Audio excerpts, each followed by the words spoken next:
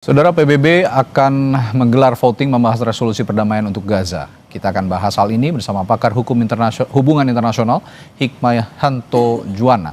Selamat malam, Prof. Hik. Ya, selamat malam Mas Widi. Baik, Prof, sepenting apa sebenarnya voting yang akan membahas resolusi damai Gaza ini sih sebenarnya? Sebenarnya penting ya, karena memang ini akan menjadi mandat dari Perserikatan Bangsa-Bangsa melalui Dewan Keamanan untuk hadirnya pasukan perdamaian dan kemudian juga tentang rencana 20 poin yang disampaikan oleh Presiden Trump untuk menjadi bagian dari PBB dan penganggarannya mungkin juga dari Perserikatan Bangsa-Bangsa. Namun demikian harus saya katakan bahwa ada kemungkinan resolusi ini tidak akan terwujud. Kenapa? Karena yang saya dengar dari berbagai berita, Rusia dan Cina akan abstain. Ya, betul. Akan abstain. Sehingga apa? Ini kan kalau ada negara yang tidak sepakat dari 5 negara P5 atau negara anggota yang tetap, maka resolusi ini tidak akan jadi. Nah, kalau tidak akan jadi, berarti bagaimana nasib selanjutnya? Kalau menurut saya, tetap ini bisa dijalankan, tapi tanpa mandat PBB. Dan pasukan penjaga perdamaian masih tetap bisa dilakukan. Ingat, pada waktu Bush senior, Bush junior, dia melakukan serangan ke Irak, itu diveto oleh Prancis, sehingga resolusi Dewan Keamanan tidak ada. Tetapi kemudian Amerika Serikat membuat apa yang disebut sebagai coalition of the willing. Jadi koalisi dari negara-negara yang mau melakukan serangan ke Irak. Nah, ini bukannya tidak mungkin, kita juga Amerika Serikat akan membuat coalition of the willing dari Group of New York. Jadi waktu di New York pertemuan di PBB itu Presiden Trump menginisiasi dengan ada Mesir dan Turki dan lain sebagainya itu untuk pertemuan. Di situ Presiden kita diundang, Presiden Prabowo. Demikian juga di Mesir juga dilakukan itu. Jadi ini ada coalition of the willing yang intinya adalah bukan melakukan serangan tetapi menjaga gencatan senjata. Karena sampai hari ini gencatan senjata itu kerap dilanggar oleh Israel dan Hamas tidak melakukan perlawanan. Nah, yang repot itu adalah serangan-serangan Israel kemarin-kemarin ini itu ditujukan juga ke rakyat sipil. Nah, jadi kebutuhan untuk terbentuknya ISF ini sangat-sangat urgen. International Stabilization Force. Dan ini tujuannya adalah menjaga perdamaian, menjaga gencatan senjata, dan harus menjadi sebenarnya kayak tameng manusia ya, supaya Israel itu tidak langsung menyerang kepada rakyat sipil. Begini Prof.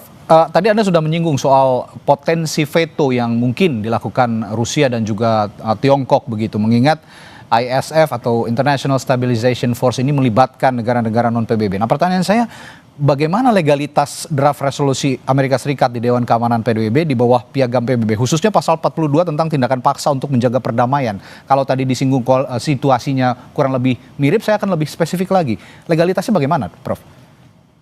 Ya, legalitasnya ya tentu serangan atau tugas yang diemban di Gaza nantinya itu tidak memiliki legalitas dalam konteks Perserikatan Bangsa-Bangsa. Memang tidak. Tapi bukan berarti tidak pernah ada ya di luar konteks PBB yang katakanlah terbentuknya suatu koalisi. Nah, catatannya adalah jangan itu dilakukan secara unilateral, tapi harus dilakukan secara multilateral. Ya, maka ada yang namanya coalition of the willing. Nah, kalau dulu coalition of the willing to attack Iraq, sekarang coalition of the willing to preserve truce in Gaza. Seperti itu. Nah, saya masuk ke rencana Indonesia juga yang akan mengirim sekitar 2.000 pasukan perdamaian katanya ke jalur Gaza sebagai nominasi International Law Commission ya, ILC. Itu menurut Anda dari Indonesia, bagaimana pandangan Anda tentang rencana pengiriman pasukan ini? Kalau menurut saya sah-sah saja. Jadi kalau misalnya Presiden Trump nanti menghadapi permasalahan resolusinya tidak diterima, karena resolusi itu sebenarnya tidak hanya bicara soal ISF, tapi ada pemerintahan sementara yang akan penasehatnya diketuai oleh Presiden Trump, yang itu Mhm. tidak sangat disetujui oleh Rusia. Dan Hmm. kemudian juga tidak setujui mungkin juga oleh Cina, ya, dengan dia membuat abstain gitu ya. Ya. Tapi kalau terhadap gencatan senjatanya itu, mereka mengapresiasi. Terhadap ISF itu, mereka mengapresiasi.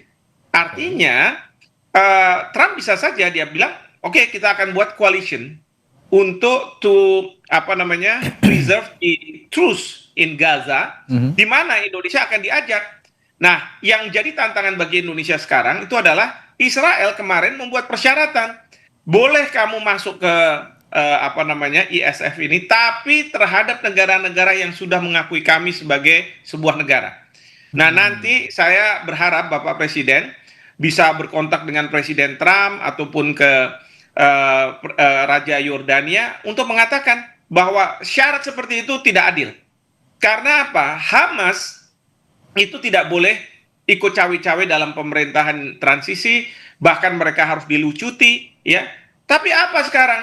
Haknya Israel untuk berbicara, karena Israel tidak ada di dalam Group of New York itu. Hmm. Israel hanya diserahkan proposal oleh Presiden Trump untuk kemudian setuju atau tidak setuju, Ya. dan kemudian dia menyetujui. Tidak ada peran dari Israel. Oke. Jadi pemerintah harus keras mengenai masalah ini, dan saya setuju dengan apa yang disampaikan oleh Pak Menhan baru-baru ini, Mhm. bahwa tidak harus dengan mandat dari Perserikatan Bangsa-Bangsa, pasukan kita bisa berkontribusi untuk menjaga gencatan senjata yang ada di Gaza saat sekarang. Oke, saya masuk ke voting Dewan Keamanan PBB yang hari ini akan dilakukan begitu.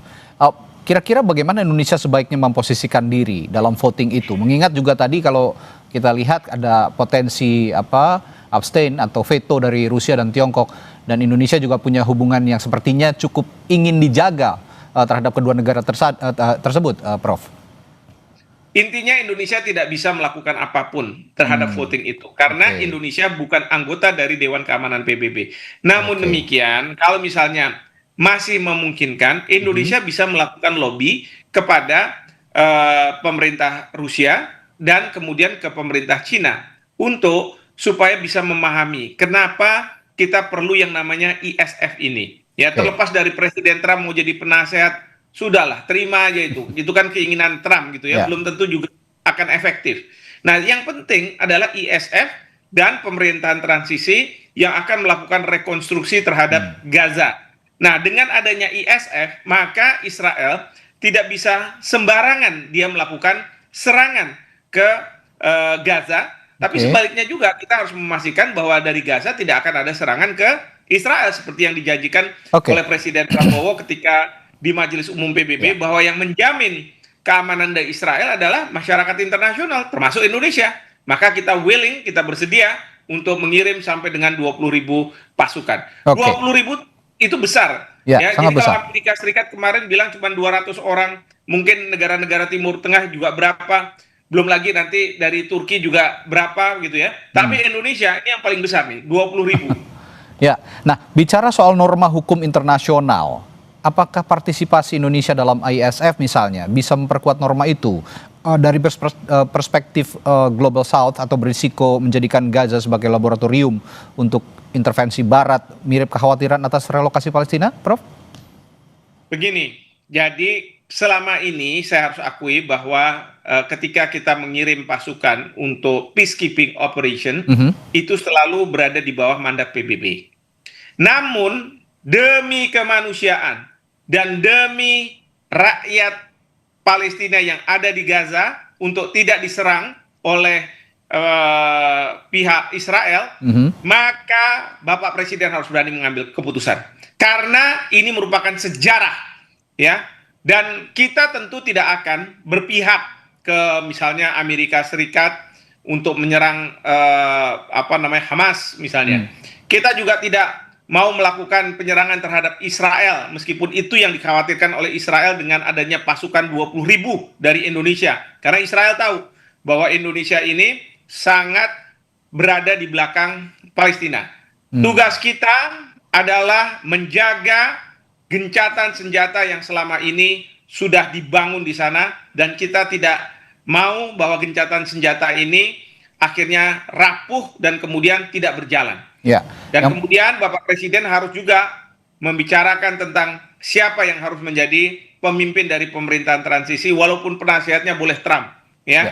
Tetapi di lapangan, kalau bisa itu adalah warga negara Indonesia. Ya, kalau bisa warga negara Indonesia terlibat langsung dalam proses transisi pemerintahan di jalur Gaza. Betul Baik, sekali. Terima kasih Profesor Hikmahanto Juwana telah berbagi perspektifnya malam hari ini di Sapa Indonesia Malam. Kita jumpa lain waktu, Prof. Selamat malam.